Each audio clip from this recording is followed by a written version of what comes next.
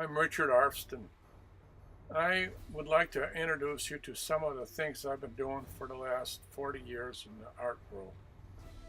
Basically, I'm a sculptor, and I also do some paintings, and I make prints, mostly monoprints. This is going to be an overview of heads and torsos, from figurative to somewhat abstract.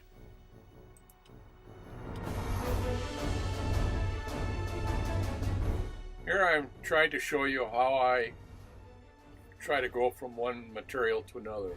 This is the clay, and here I've cast it into cast iron. I do my own casting. I did an apprenticeship in a bronze casting foundry to learn how to do this. Way too expensive for me to pay for somebody else to do. Anyways, once I have the molds made, then I try to do other things with the molds. Here I'm using cloth to build a form.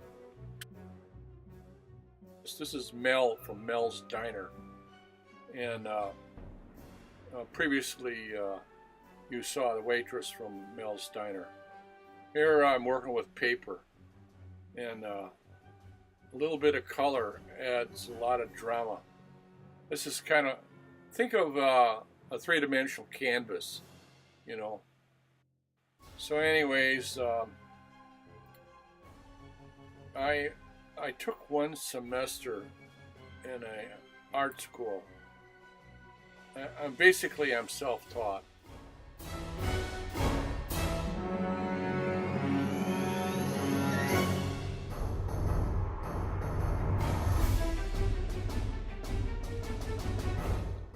This piece got me into the international sculpture competition for unknown sculptors. This was a piece there. You actually got 36 hours to make a piece with it was a dozen artists, and we were all in the same room, and they turned the model, and at the end of the week they judged the piece. And anyways, I got a third place. I participated a couple other times. You can see from these things here that I can model either tight or loose. Tight is when the skin is very smooth. Loose is when it's rougher. I can do either one, but I really like working loose. It gives me much more freedom.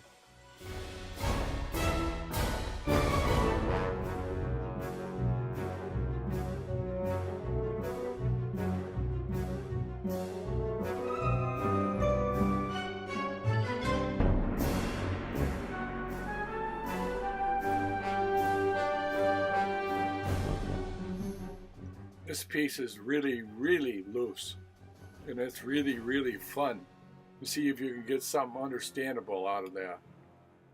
You know, here's the other extreme. This was a commission. It was supposed to be bigger than the Statue of Liberty, and it was supposed to be a nondescript soldier. And so anyway, so he was standing at the gravesite on the cliffs of Normandy. There was a consortium of people behind this that were pushing it, and I was supposed to cut the skin on this piece, and it would be built like a layer cake, one stacked on top of another. It's supposed to be bigger than the Statue of Liberty.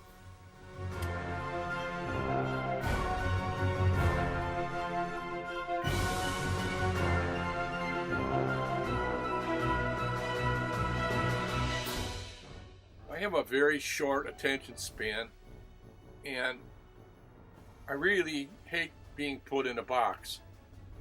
In the art world, they always say you want to develop a brand. Work the same way all the time. Well, I'd like to see somebody tell that to Picasso. He did whatever the hell he wanted to do. And basically, I do whatever I want to do. You know, it's not that I'm driven to do something in one particular way. It's whatever strikes me at the moment. So I just do what I feel like doing at the particular time.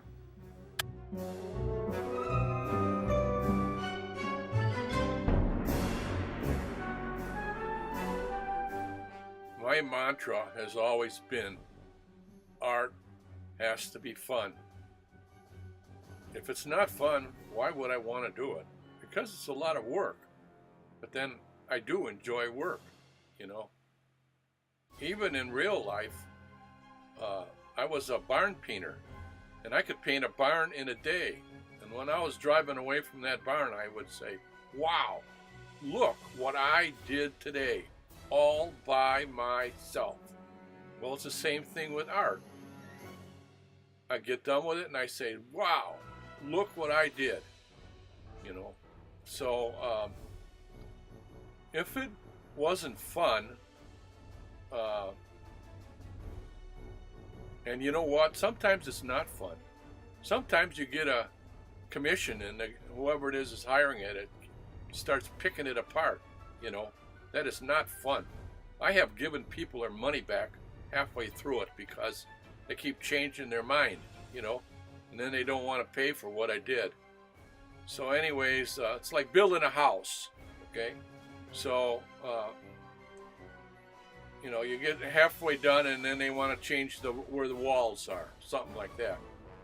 So anyways, that's the difference between fine art and commercial art.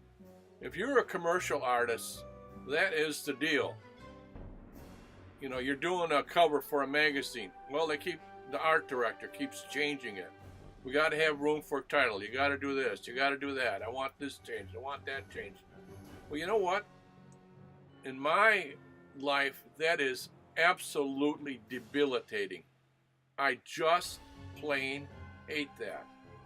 So, basically, my whole concept is make what I want to make, enjoy what I want to do.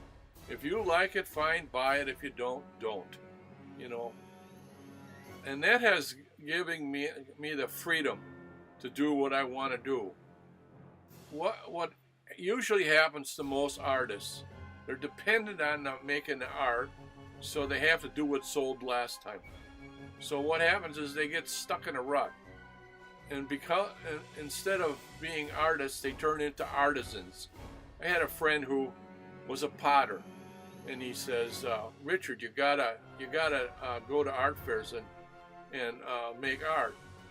And he made these fantastic pots. They had all kinds of chimneys coming out of them. They were like 4 feet tall. I said, "Those are really cool, you know." And he says, "Yeah, I just love making them." I said, "How do they sell?" "Oh, I can't sell them." I said, "Well, you said you went to art fairs." "Well, I do." I says, "Well, what do you make for art fairs?" "Cups and plates and birdhouses." I said, "Do you like making them?" "Hell no." He says, "It's just pure work." Well, in my case, I'll paint a barn. I'll make a living painting a barn. I like painting barns. Anyways, art has to be fun. Otherwise, I'm really not interested in it. So that's a lesson that I learned a long time ago.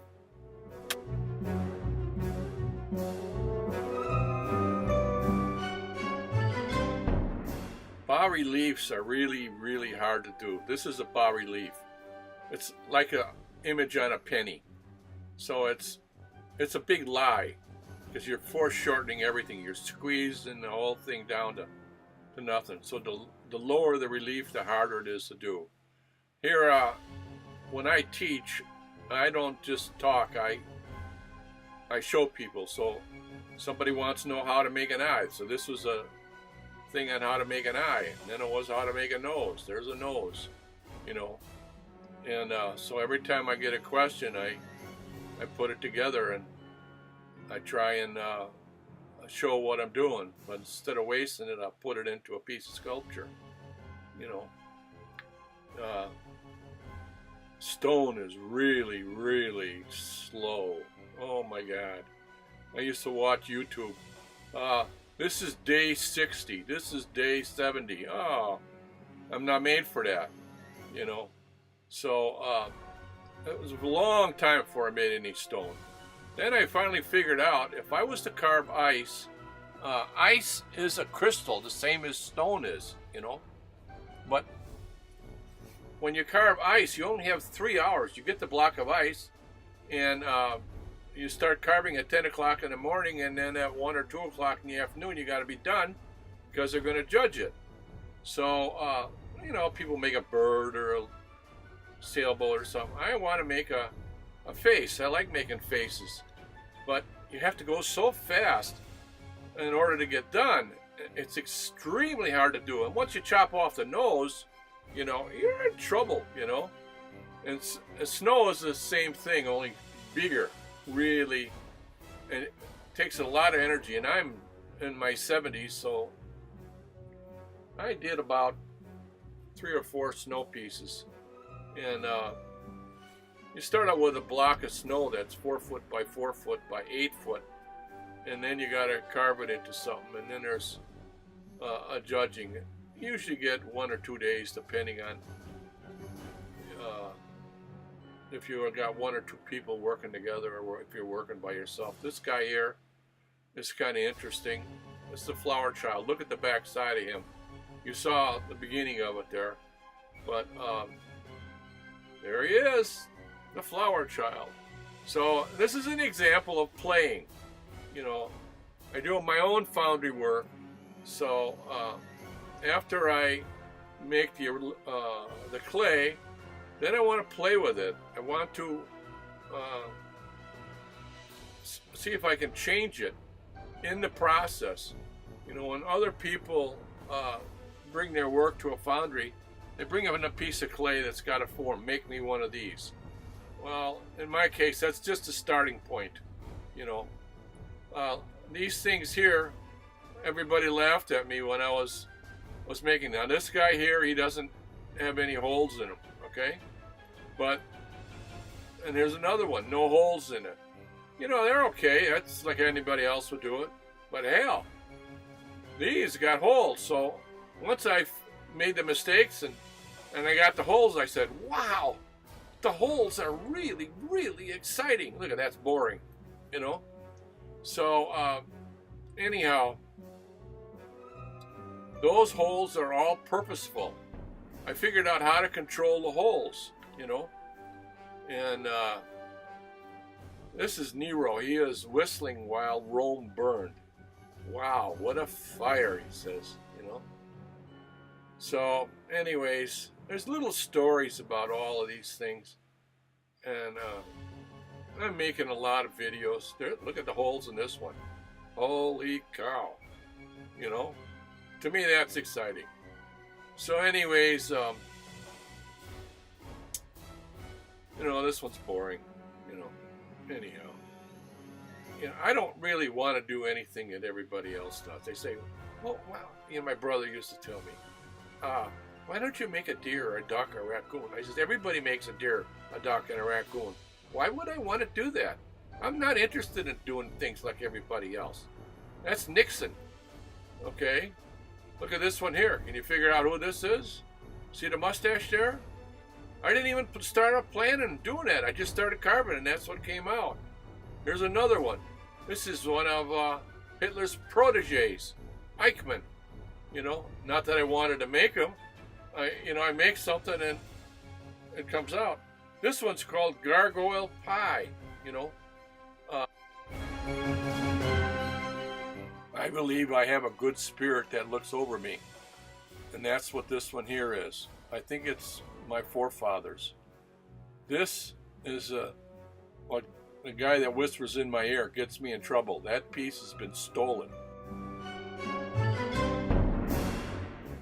If you would like to see some more of my work and learn what things cost, go to Saatchi.